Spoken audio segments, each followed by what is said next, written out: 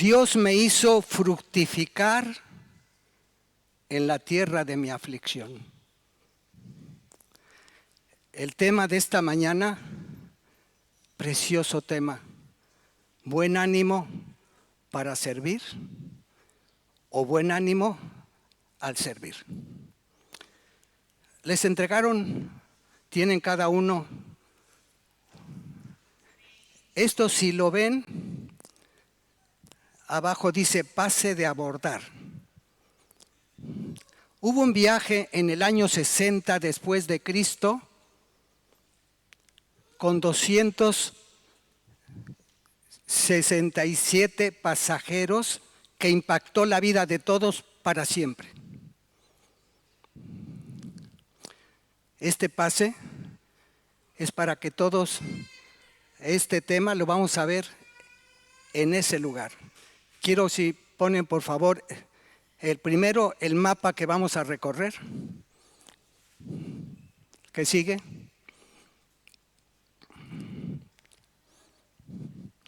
¿Ven el lugar? Sale de Cesarea de Filipo y llega hasta Roma. ¿Sí? Ese es el viaje. Ahora vamos a ver en qué barco nos vamos a embarcar todos. ¿Podemos ponerlo, por favor? Este es el barco. ¿Ven qué moderno es? ¿Tienen miedo de subirse? Ese era el barco más moderno en los años 60. Eran los más poderosos que había. Manejaban el grano desde Egipto a Roma y en ese se subieron 67 pasajeros. Ahí subió primero un centurión de Roma con sus soldados, que obviamente significaba el imperio más importante. Se subió el capitán con la tripulación y también había presos y grano. Ahora vamos a ver, para que vean dónde vamos a abordar, si pueden, por favor, pasar la siguiente imagen. ¿Ven? Tenía un segundo piso en la parte de abajo. ¿Qué creen? Va a ser cómodo, ¿verdad? Manejar ahí, ¿sí? En la parte de abajo tenía un piso, tenía el grano, y ahí se ven los pasajeros, los soldados, la tripulación que pasaban en ese tiempo. Pero no crean que lo vamos a ver como una película en televisión. Vamos a tenernos que poner ahí, porque tenemos que ver en todos los sucesos la cara y lo que ocurre en cada una de las personas que se encontraban ahí, porque eso es lo importante. Mi esposa y yo estuvimos en Madrid en una exposición del Titanic y nos pusieron, ¿te acuerdas? Unos lentes, que cuando poníamos los lentes ya no nos veíamos nosotros. Estábamos dentro del Titanic y veíamos las imágenes y las caras, cómo entraba el agua y cómo empezaba todo el sufrimiento de toda la gente que estaba en ese lugar. Eso es lo que tenemos que hacer aquí. Vamos a pasar a la siguiente imagen. El capítulo 20, la siguiente, por favor.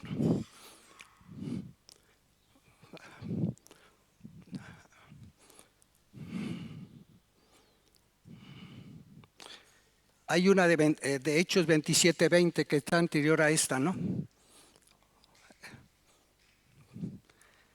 El capítulo 27, de hecho, lo vamos a separar en dos partes, del 1 al 20, porque es una historia totalmente diferente de lo que sigue en adelante. Este es el versículo 20. Dice, y no apareciendo ni sol ni estrellas por muchos días, y acosados por una tempestad no pequeña, ya habíamos perdido toda esperanza de salvarnos. Ya habíamos perdido toda esperanza de salvarnos.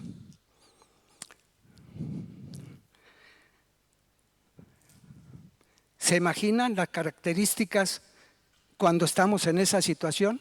¿Nos podemos situar en ese lugar? ¿Cómo estarían las caras de cada uno de los que estaban viviendo esa situación? Y ahora yo quisiera saber, ahora sí pasamos a la siguiente. Así estamos. Ahora nos estamos subiendo en ese lugar y de esa forma. ¿Qué posibilidades había de que uno solo de los 276 pasajeros saliera vivo? Vamos a ver qué posibilidades creen que tendríamos de eso. Cuando fuimos al Titanic,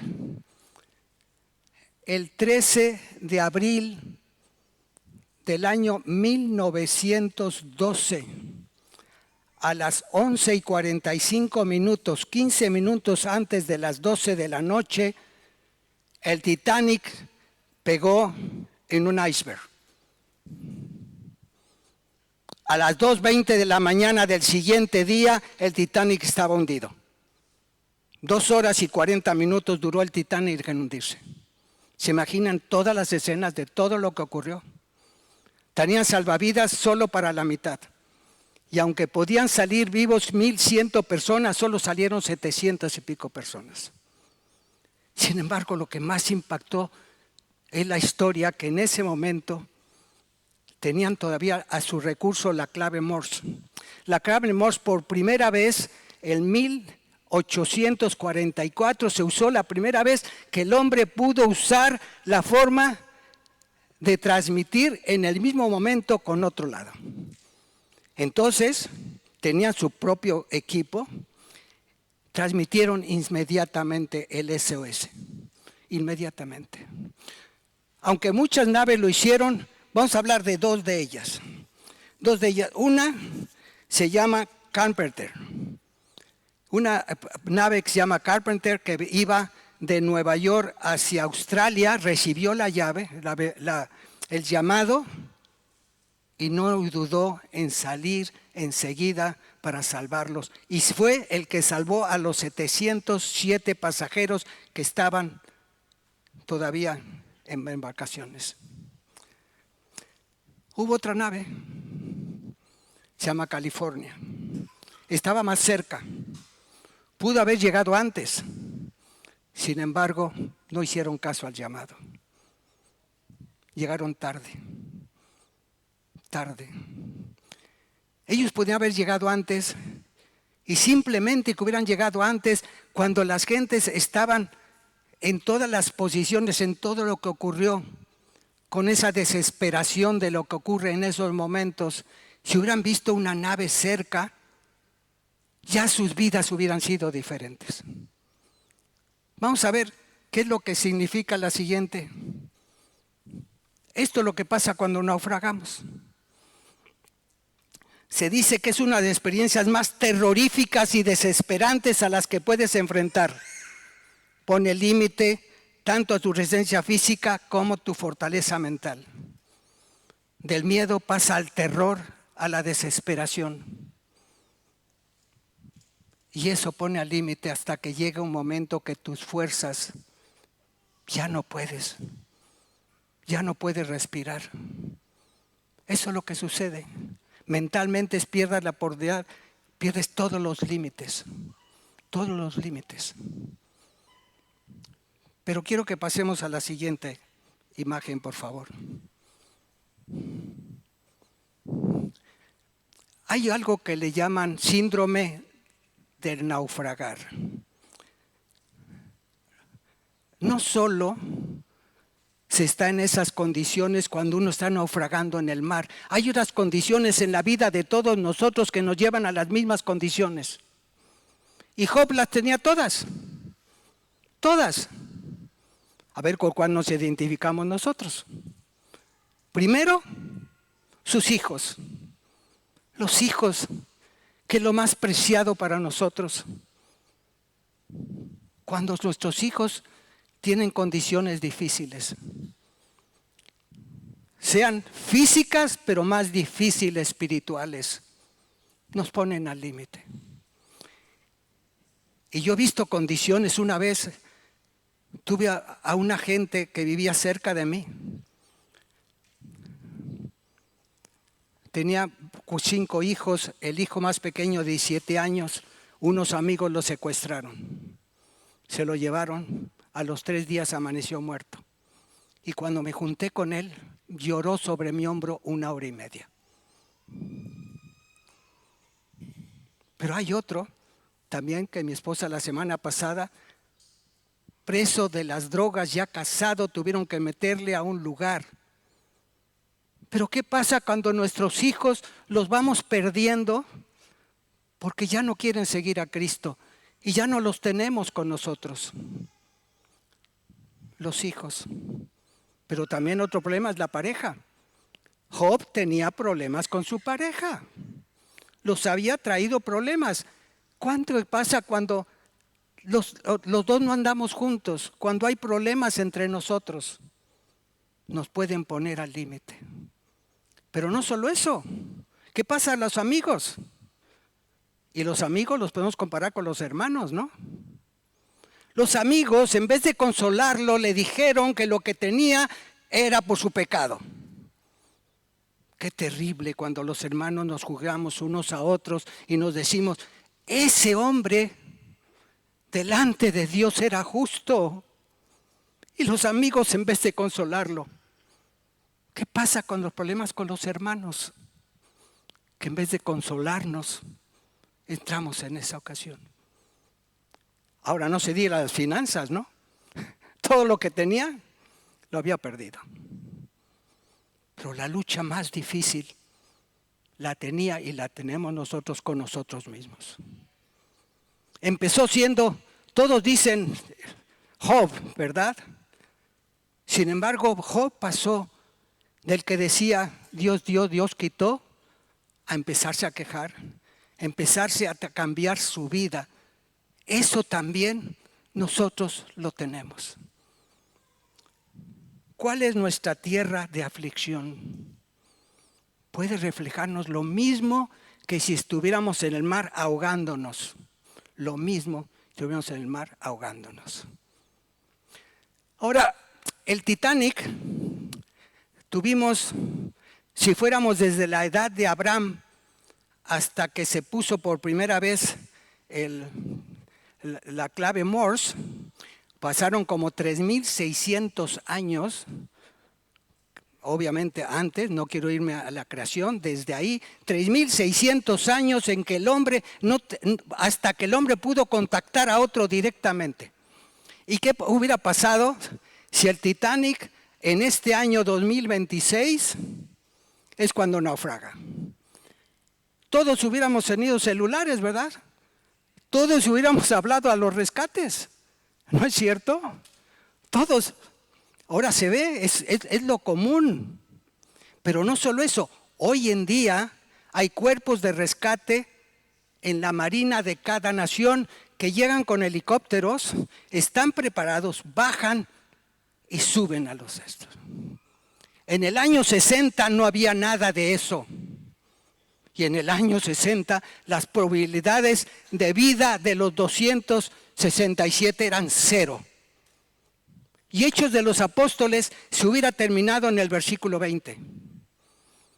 A menos que había un siervo de Dios que hizo la diferencia. Porque la oración lo tenemos en todos los tiempos y el mejor contacto que tenemos con Dios y el mejor auxilio. Y no solo eso. Dios desde el origen empezó a hacer cuerpos de rescate, siervos que quisiéramos que Dios nos usara con el fin de rescatar a otros. Así que la diferencia, solo que si leemos Hechos corrido, ¿cómo vamos a encontrar el sentido de lo que sigue? Los siguientes versículos, porque sería increíble lo que sucede a partir del versículo 22. Antes, vamos a irnos 30 años antes, cuando llega Jesucristo. ¿Podemos pasar a la que sigue? Ahora ya nos encontramos, ya no en el mar Mediterráneo, estamos en el mar de Galilea. Y en el mar de Galilea, Dios está Directamente Jesucristo está capacitando a aquellos que los iba a entrenar para que el mundo fuera sembrado de su palabra.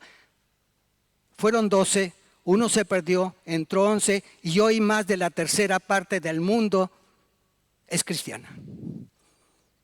Los estaba capacitando.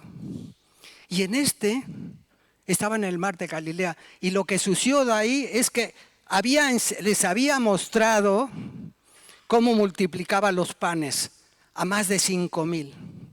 Después les dijo, vayan ustedes primero. Eran expertos pescadores. El mar de Galilea, ¿sí? Ellos lo conocían y lo comían todos los días. No se dice la hora, pero seguro que a partir de las 8 o 9 de la noche empezaron a remar para cruzarlo. Pero de las 3 a las 6 de la mañana, dice en otra de los evangelios, que Jesucristo los vio remar por horas y horas y horas y no pasaron, dice, de 25 a 35 estadios, de 4,500 a 5,500 metros. ¿Saben qué es 4,500 a 5,000 metros en el mar de Galilea? Se los voy a poner muy fácil. ¿Ustedes conocen el mar menor? Sí, ¿verdad? Es del mismo tamaño del mar de Galilea. Exactamente, 10 kilómetros por 20. Habían llegado a la mitad. Lo que podían cruzar, y Jesucristo fue caminando para darles uno de los recursos más hermosos que tenemos para los que deseemos servir al Señor. Llegó y les dijo, tened ánimo, yo soy, no temáis. Tened ánimo, yo soy, no temáis. Mateo 14, 27. Así que vamos a la siguiente. Eso es lo que estaba pasando. Ahora ya estamos en el mar de Galilea y vemos la imagen de Jesucristo con los apóstoles, porque en esa desesperación le dijo, sálvanos que perecemos. Así que seamos los que estamos trabajando para el Señor, no estamos exentos de pasar crisis y de que nos ocurra lo mismo. Pero Dios dice, tened ánimo, no temáis. La que sigue. El tema es buen ánimo para servir. Ese es el tema, ¿no? Entonces, lo primero que vamos a hacer, ¿qué quiere decir ánimo bíblicamente? ¿Y qué quiere decir servir bíblicamente? Porque las traducciones que tenemos dan la palabra en español más parecida a la que es del original. Entonces, miren, les voy a decir qué es en el mundo ánimo. Para el mundo ánimo es un estado emocional de una persona, una fuerza moral o energía que lo impulsa a una actividad. Le voy a explicar, ¿no? ¿Alguno de aquí le gusta el fútbol? ¿Sí? ¿O ninguno? ¿Por qué los partidos de fútbol se juegan en canchas, ¿cómo se llama? Recíprocas. ¿Sí? Primero juego en tu cancha y luego vengo a la mía, ¿no? Este año vi un partido del Real Madrid con, no me acuerdo si un equipo de tercera, creo que ustedes lo vieron, donde perdió la copa. Ese equipo le ganó al Real Madrid porque había 40,000 gentes animándolos. Eso es la fuerza, animándolos. Sin embargo, el ánimo bíblico es muy diferente. Te voy a decir cuál es el ánimo bíblico.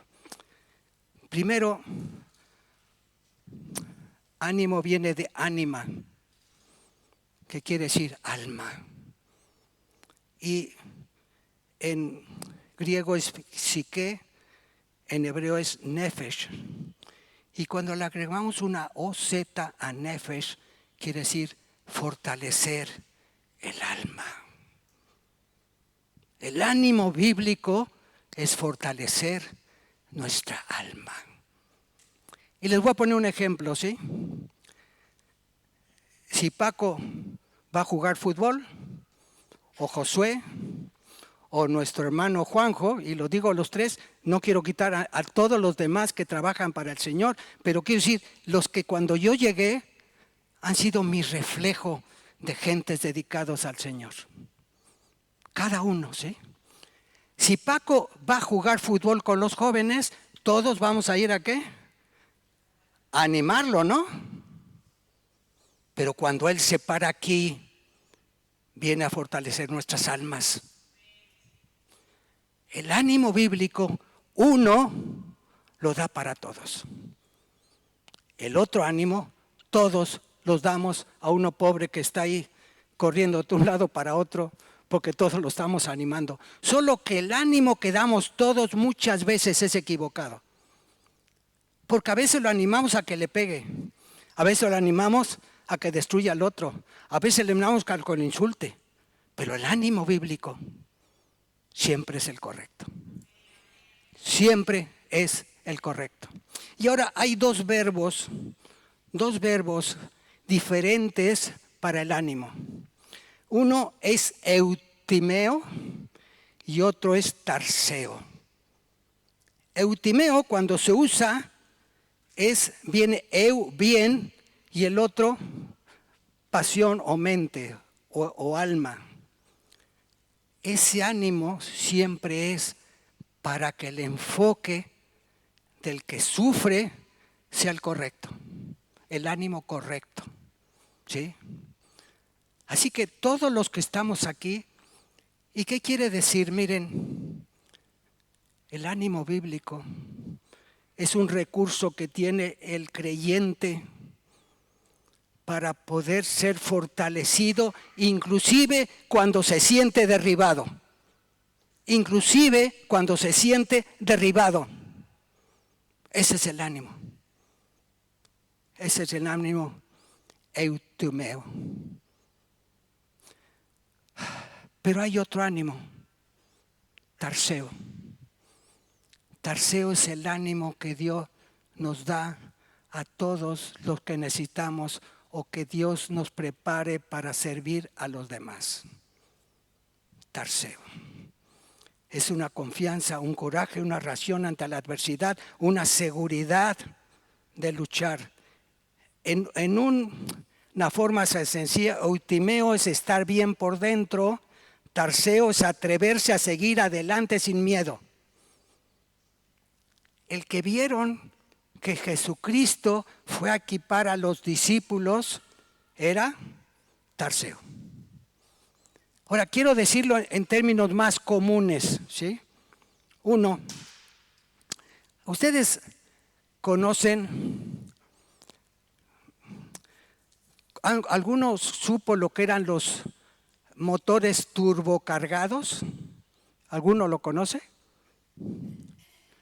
Bueno, a lo mejor solo los viejitos lo conocemos. Los motores, como yo, los de gasolina, trabajan con el oxígeno y la gasolina. El oxígeno entra por la presión atmosférica. Y entonces viene una bujía, le inyecta una chispa, hace una presión y mueve el cilindro. Lo están haciendo. Solo que los turbocargados toman los gases de escape, lo inyectan más fuerte, con más presión, y un motor pequeño puede tener la potencia de un motor grande. Ese es el efecto que Dios nos da a través de tarseo. Miren, también en 1912, casualmente, hubo unas Olimpiadas en París. Esas Olimpiadas en París, ¿sí? Hubo un atleta inglés, Little, que se llamaba. Ese atleta inglés llegó y él decía que Dios lo había hecho rápido y que cuando corría lo hacía para el Señor. Y tenía una forma de correr que corría con la cara en alto, de tal manera que disfrutaba. Era el atleta que por fin los ingleses tenían para ganar una medalla de oro. Su especialidad era 100 metros planos. Llegó a las Olimpiadas, tuvieron que cambiar el horario por unas percances y la carrera de 100 metros planos fue en domingo. Él dijo, yo no corro porque yo soy creyente y no voy a usar. Por más que quisieron, no se lo permitieron. Tenía otra opción, la que sí podía correr las 400. Esto es verídico, es de la vida real. Le dieron la carrera de 400 metros. Dijeron, estás loco, no lo vas a hacer. Rompió el récord olímpico y mundial de 400 metros. Porque tenemos un Dios diferente. Y estoy hablando en serio, hermanos. Esto no es teoría. Tenemos que vivirlo. La que sigue, por favor.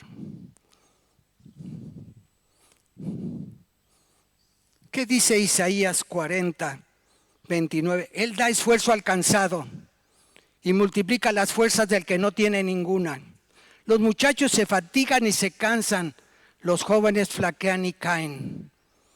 Pero los que esperan en Jehová tendrán nuevas fuerzas, levantarán alas como las águilas, correrán y no se cansarán, caminarán y no se fatigarán.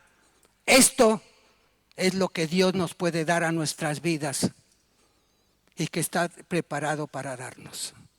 Este es el ánimo bíblico, el ánimo bíblico. Y vamos a ver las que siguen, por favor, la que sigue. Mateo 9:2.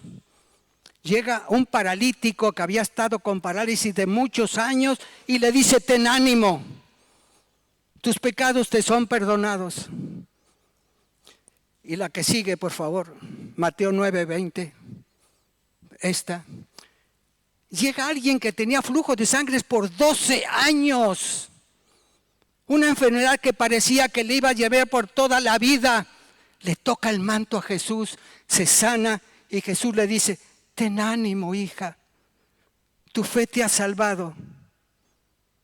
Ese es el ánimo bíblico. Tenemos que creerlo. Pero vamos, por favor, Deuteronomio. Ahora, Moisés, y no, estás allá atrás, Josué, nuestro tocayo, Josué. Qué bonito nombre tenemos, ¿verdad?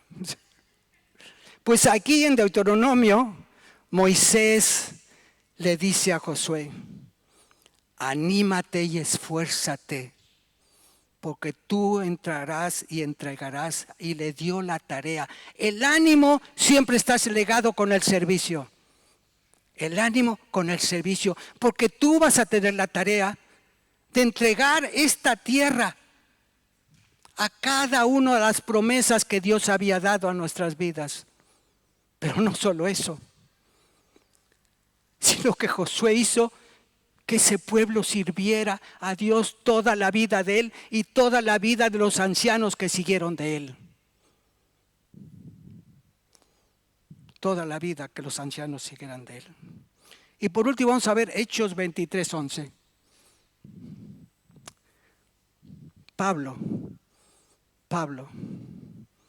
a la noche siguiente se le presentó el Señor y le dijo, ten ánimo, Pablo, pues como has testificado de mí en Jerusalén, así es necesario que testifiques también en Roma. Qué hermoso, el ánimo. Ahora, ¿esto qué significa para la iglesia? Lo primero, hermanos, como iglesia tenemos un mundo allá afuera que está naufragando. Está naufragando. ¿Qué vamos a hacer? ¿El Carpenter o vamos a ser el California? El Carpenter que sí va al auxilio de los necesitados o el California que no va. Eso es lo primero. El segundo, vamos a imaginar que el viaje es el viaje de nuestra vida. Iniciamos en Cesarea y vamos a llegar a Roma como el rumbo de nuestra vida. Y en ese momento van agregándose todos los que, nuestros hijos, los familiares, los cercanos, van a llegar vivos al final. Cuando acabemos nuestro derrotero, no los vamos a perder ni en el mundo. ¿Vamos a poderlos mantener con nosotros? Para eso se necesita líderes, gente que no solo estudie las Escrituras, le dé gusto a las Escrituras, sino que dije, voy a tomar la decisión de que Dios me utilice a su servicio. Eso es lo que se necesita. Ahora, vamos a poner buena. Ahora tenemos que hablar del servicio. Ya hablamos del ánimo, ahora vamos a hablar del servicio. ¿Qué es el servicio? Miren, cuando éramos chiquitos y nos pedían qué deseábamos ser, ¿qué escogíamos? Dice que algunos bombero, ¿no? Yo voy a ser bombero. Mi hermano mayor dijo, yo quiero estudiar para millonario. Se le hizo muy fácil, ¿no? Alguna carrera debe haber para ser millonario, ¿no? ¿Y saben qué? Lo logró. Porque en octubre del 2003 fue llevado al Señor, un siervo fiel de su iglesia. Y si vemos el boletín que lo traigo, era maestro de la escuela dominical. Trabajaba, pero dicen, lo más importante, que era amigo de todos. Con nadie tenía problemas. Y de lo que el recuerdo que dejó de él es eso. ¿Saben? Servir al Señor es lo más hermoso que podemos hacer en la vida. Lo más hermoso. Nos perdemos un privilegio cuando no lo hacemos. En la Real Academia dice que es una actividad a favor de otro. Pero el servicio bíblico viene doulos. Quiere decir siervo. Quiere decir siervo. Solo que vamos a ver la condición de siervo. El primer versículo, por favor.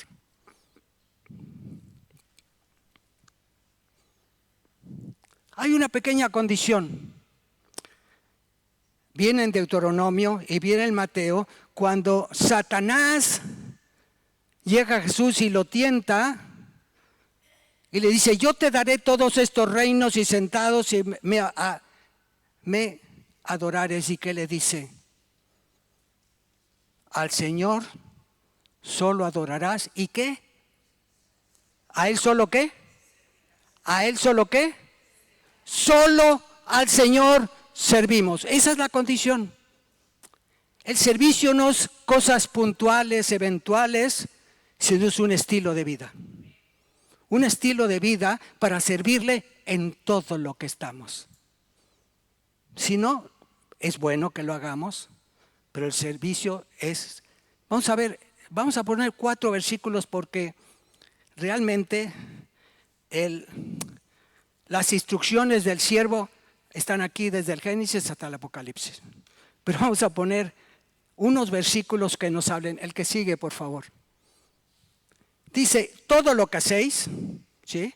Todo lo que hacéis, sea de palabra o sea de hecho, hacerlo todo en el nombre del Señor, dando gracias al Dios Padre por medio de Él, y todo lo que hagáis, hacedlo de corazón como para el Señor y no para los hombres.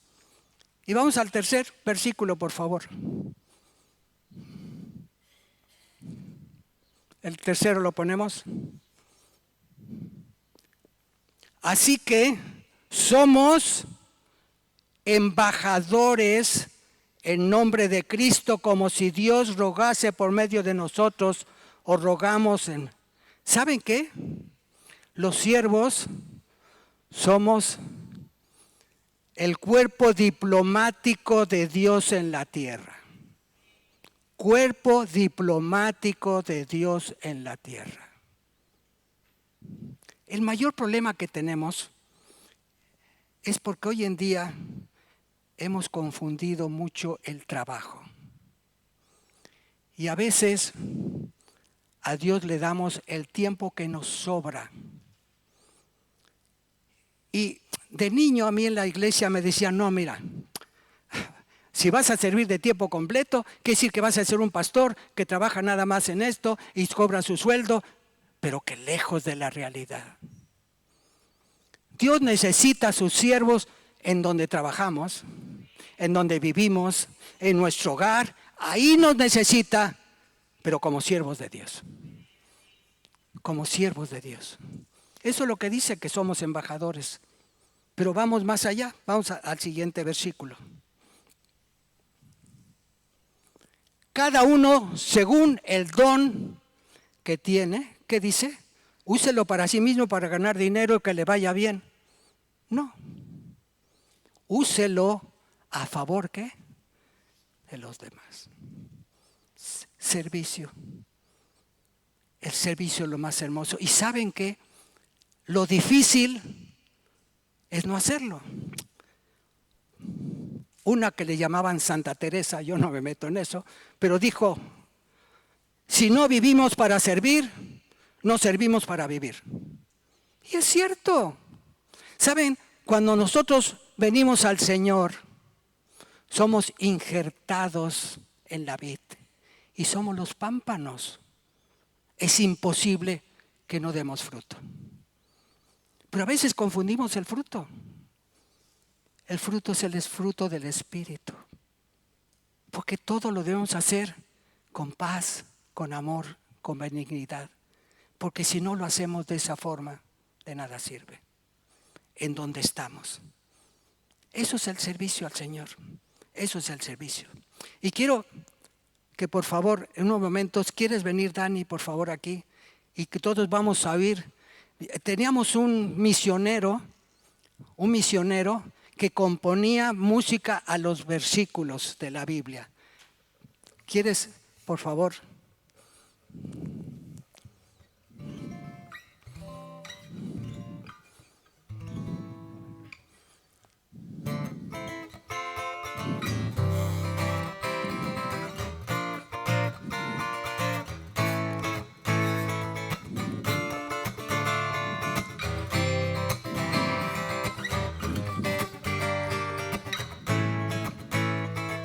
Anímate y esfuérzate y vamos a la obra. Anímate y esfuérzate y manos a la obra. David dijo a su hijo, no temas ni desmayes, porque Jehová tu Dios estará contigo. Otro más.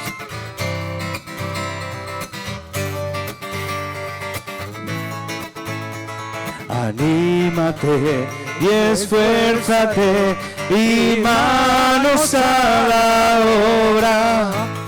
Anímate y esfuérzate y manos a la obra. Él no te dejará ni desamparará hasta que termines toda la obra de Dios.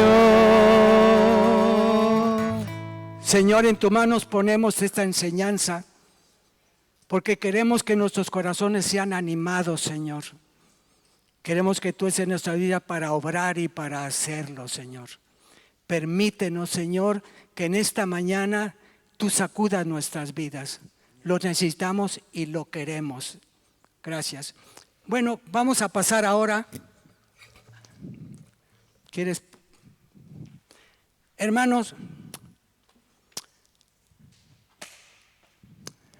no sé cuál es tu tierra de sufrimiento. Cada uno lo tenemos. No sé cuál sea la tuya, yo he pasado por unas tierras de sufrimiento. ¿Cuál será la tuya o la mía? Pero yo quiero, tuvimos dos enseñanzas. Una, tenemos un barco en el Mediterráneo y tenemos una barca en el mar de Galilea. ¿En dónde estás teniendo tu sufrimiento? ¿En el Mediterráneo o en el mar de Galilea? ¿En dónde es? Miren, los no creyentes no tienen otra opción. Tiene que ser en el Mediterráneo. Los creyentes tenemos la opción de no estar en el Mediterráneo, sino en el mar de Galilea. ¿Por qué? Les voy a explicar.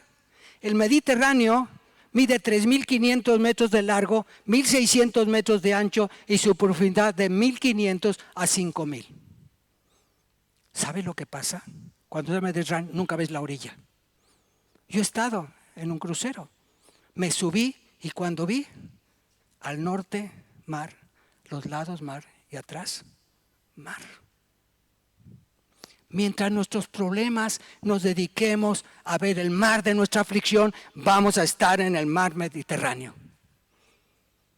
Pero Dios nos da la opción.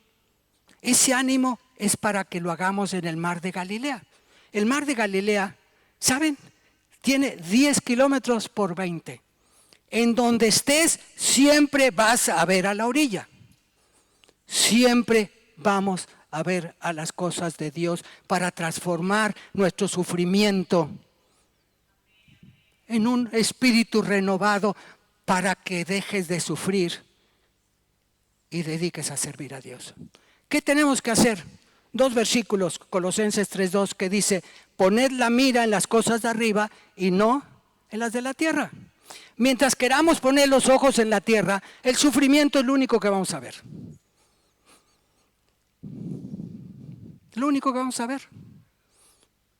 Cuando ponemos la mira en las cosas de arriba, el sufrimiento pasa a segundo lugar. Y también, 2 Corintios 4:18, no mirando nosotros las cosas que se ven, sino las que no se ven. Pues las cosas que se ven son temporales, pero las que no se ven son eternas. Ahora, realmente hay situaciones muy difíciles que estamos viviendo. Y que lo más que podemos pedir es que dentro de ello la esperanza en el Señor nunca se pierda, pero que muestren nada más el consuelo que Dios nos puede dar. Pero lo importante, ¿quiénes son los que vamos a dar palabras de consuelo a quien lo necesita? ¿Quiénes vamos a dar palabras de consuelo a quien lo necesita? Vamos a ver Hebreos, si puedes pasar por favor. Hebreos 12:3. ¿Qué tenemos que hacer? Cualquier sufrimiento que tengamos, considerad que Él sufrió tal contradicción de pecados contra sí mismo para que vuestro ánimo no se canse hasta desmayar. Miren, el servicio, ¿cuál es la paga del servicio? ¿Sí? ¿Cuál es la paga del servicio? 3 pagas muy importantes. La primera, de veras, el que da recibe más que el que da recibe más que el que lo recibe. El obedecer a Dios en tu vida es lo mejor que puedes hacer. Segundo, tienes problemas de tentaciones, tienes problemas de ansiedad, tienes problemas. Cuando sirves es la mejor forma de abandonar tus tentaciones, el deseo de pecar, todo eso, tus aflicciones, porque el servicio te da la posibilidad. No puedes hacer 2 cosas al mismo tiempo. Ponte a servir al Señor y vas a ver que las flaquezas en tus áreas difíciles van a ser mucho más fáciles de llevar. Y lo tercero, porque la plenitud solo la tenemos sirviendo. Lo que dice Juan 10:10, vengo para que tengan vida y vida en abundancia, solo es sirviendo. Solo es sirviendo. Ahora, viendo esto, ahora ya podemos entrar a lo que sucedió en los versículos que siguen de Hechos 27. Ahora sí, Porque ya sabemos por qué sucede lo que sucede. ¿Se imaginan? Lo que sigue. Hechos 27, 21. ¿Qué dice? Fíjense. Si no hubiera habido un solo siervo de verdadero de Dios en esos 276, se hubieran ahogado todos. Hechos se hubiera acabado ahí. No hubiera capítulo 28, ni lo que siguen, pero hay un siervo de Dios capaz de dejarse usar por el Espíritu Santo y por Cristo para hacer una diferencia. ¿Y saben lo que dice? Lo primero, entonces Pablo, como ya hacía mucho tiempo que no comíamos, puesto en pie de medio de ellos, dijo: habría sido, por cierto, conveniente, varones, haberme oído y no zarpar Creta tan solo para recibir este perjuicio, pérdida. Vamos al siguiente, al 22. Pero ahora os exhorto ¿a qué? A tener buen ánimo, a fortalecer vuestras almas, a fortalecer nuestras almas. Y Pablo, el preso, el que debía ser el último, fue el capitán del barco de ellas adelante. Tomó y lo vean. Y no se cejó hasta que logró que los 276 cobraran ánimo. Los 276 cobraron ánimo. Pero ¿por qué? ¿Por qué lo cobró? Dice, porque no habrá ninguna pérdida de ninguno de vosotros, pero de la nave sí. No es como el otro que había desaparecido. La nave se iba a destruir. Iba a seguir el percance, iba a seguir la tempestad. Pero de ustedes, más adelante dice, ni un solo cabello será tocado. ¿Cómo tenía la seguridad que decía? Vamos al versículo que sigue. Porque esta noche ha estado conmigo un ángel de Dios, de quien soy y a quien sirvo. ¿Qué te parece la forma de presentarte con los demás? Mucho gusto, soy siervo de Dios. No presentó currículum, ¿no? Fíjense, yo estudié, hice esto. No, yo sirvo al Señor. Pero lo primero es que lo que le dijo el ángel lo creyó, sin dudarlo. Como el ángel me dijo, pero lo más impresionante es lo cuarto. Ponlo, por favor. Diciendo Pablo, no temas, es necesario que comparezcas ante César. Y aquí Dios te ha concedido la vida de todos los que están en la nave, de los 276. Lo que era imposible, lo que iban a perder la vida todos, lo que no tenían ni clave Morse, ni libros de suicidio. Pablo, Dios le concedió la vida de todos. Pablo, Dios le concedió la vida de todos. Yo hubiera dicho, ¿qué hubiera pasado en Sodoma si Lot hubiera tenido solo 10 siervos con él? Dios no hubiera destruido Sodoma. Que Dios nos conceda, que Dios nos levante siervos de Él aquí.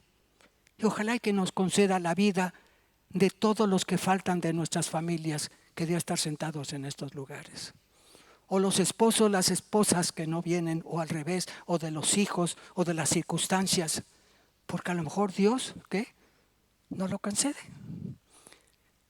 Miren, Pablo estaba sufriendo la mayor injusticia que nos podemos imaginar.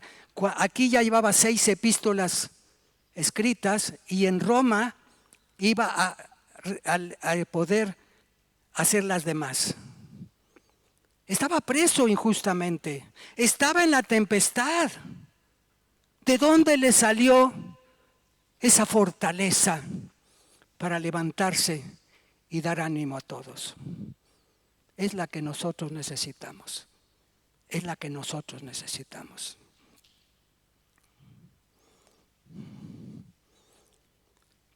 que dice,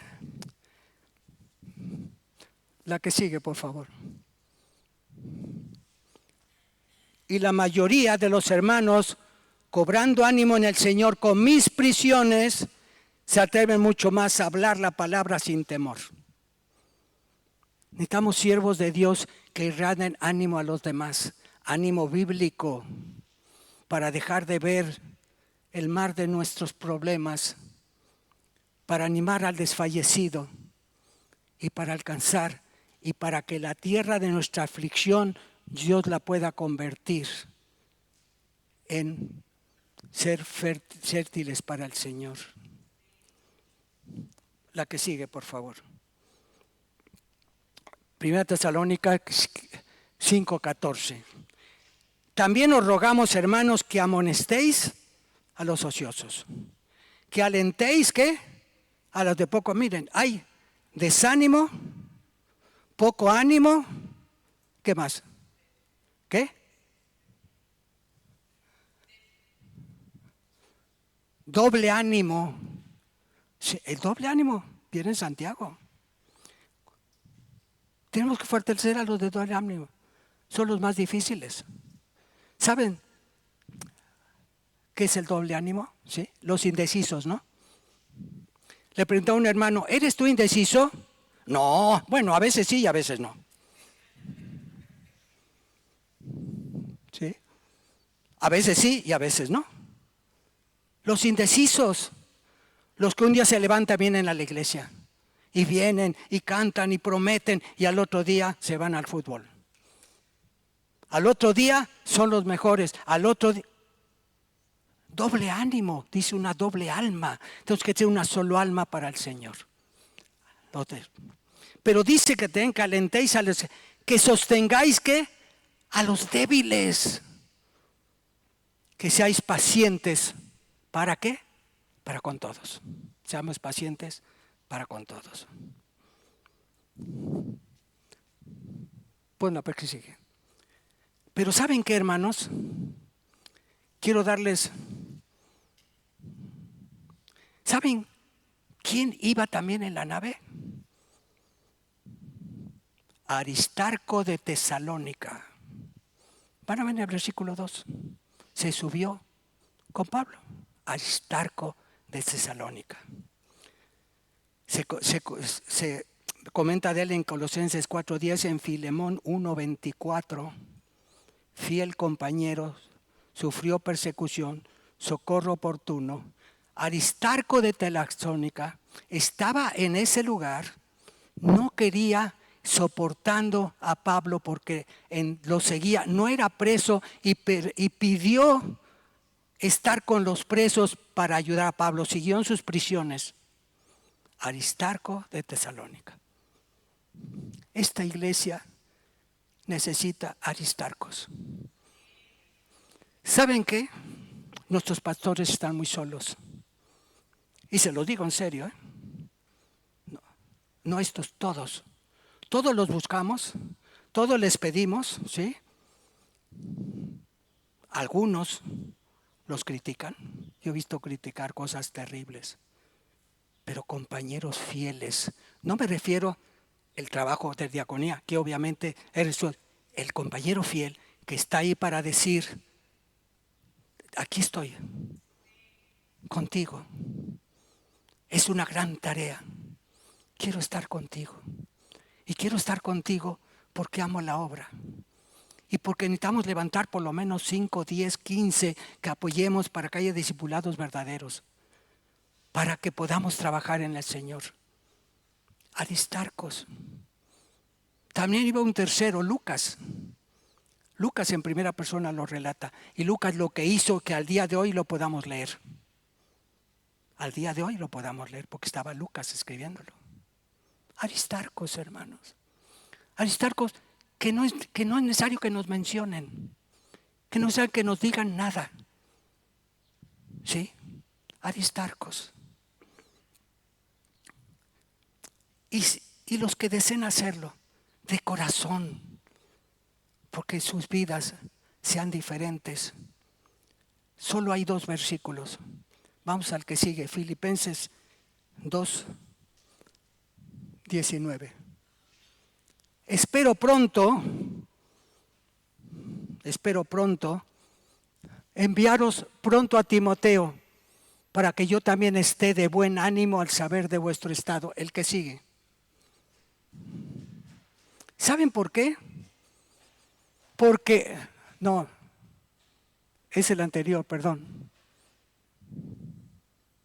¿No está el 20 de ahí? Bueno, yo se los, si buscamos ahí Filipenses 2:20, lo puede alguien buscar en su Biblia, aquí está. Pues a ninguno tengo del mismo ánimo que tan sinceramente se interese por vosotros. Es esencial que queramos ser aristarcos, nos interese cada hermano de la iglesia, cada necesidad de la iglesia. Eso es Timoteo. ¿Está el que sigue o no lo tengo de ahí, el 22? Porque el que sigue dice, pues todos buscan lo suyo y no lo que es de Cristo. Porque todos buscan lo suyo. Es esencial que nos nazca un interés verdadero, porque si no, no podemos servir a la obra. Podemos tener gente que no les caigamos bien. En México dice, no somos, ¿cómo le decimos? No somos, pero nosotros a ellos no. El perdón está en 3 secciones.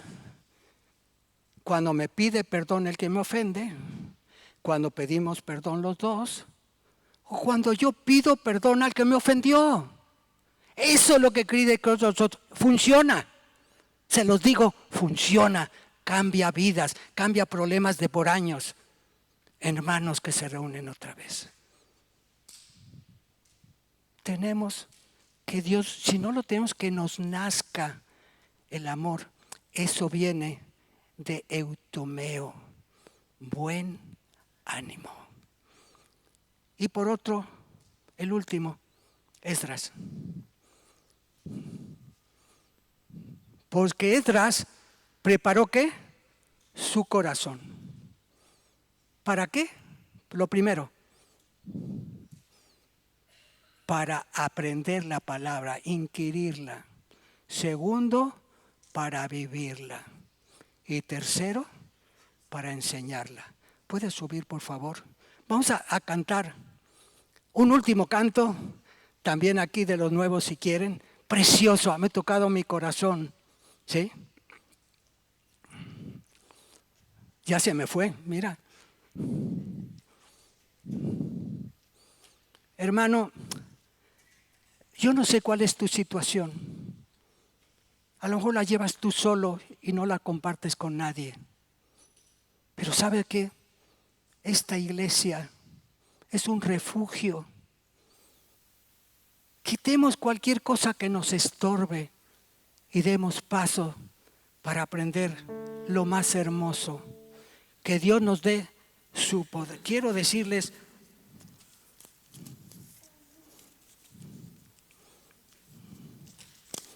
Abraham Lincoln dio una frase.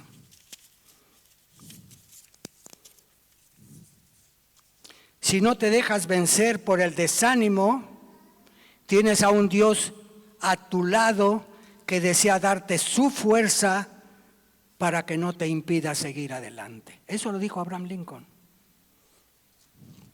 Si no te dejas vencer por el desánimo, tienes a un Dios a tu lado para que te dé su fuerza, para que nada te impida en seguir adelante. Hermano, ¿nos puedes acompañar en este canto? ¿Sí? Hermano, el estar aquí al frente, no sabes el privilegio que es para mi vida. Los amo.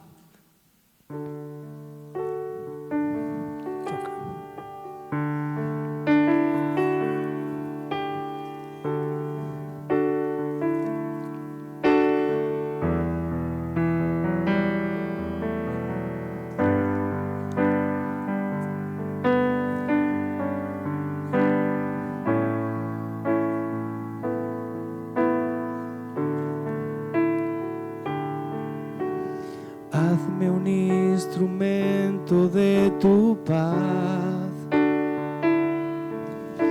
Donde haya odio, lleve yo tu amor. Donde haya injuria, tu perdón, Señor. Donde haya duda, fe en ti. Hazme un instrumento de tu paz, que lleve tu esperanza por doquier. Donde haya oscuridad, lleve tu luz. Donde haya pena, tu gozo, Señor. Maestro, ayúdame a nunca buscar querer ser consolado como consolar, ser entendido como entender, ser hallado como yo amar.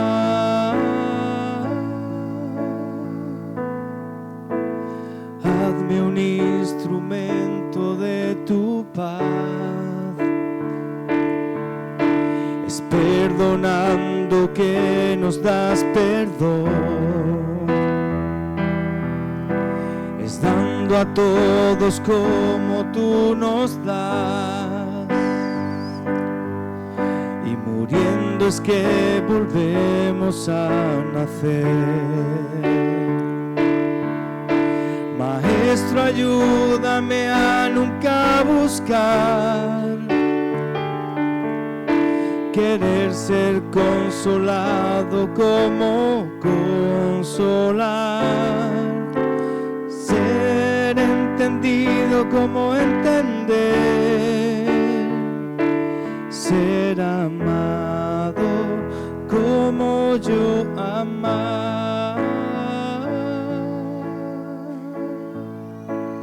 Hazme un instrumento de tu paz.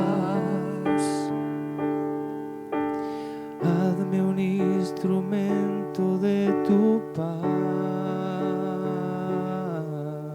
Hermanos, que en nuestras mesas Dios permita que haya pan, que en nuestras mentes Dios permita que haya paz y que en nuestros corazones Dios permita que haya amor. Que Dios les bendiga.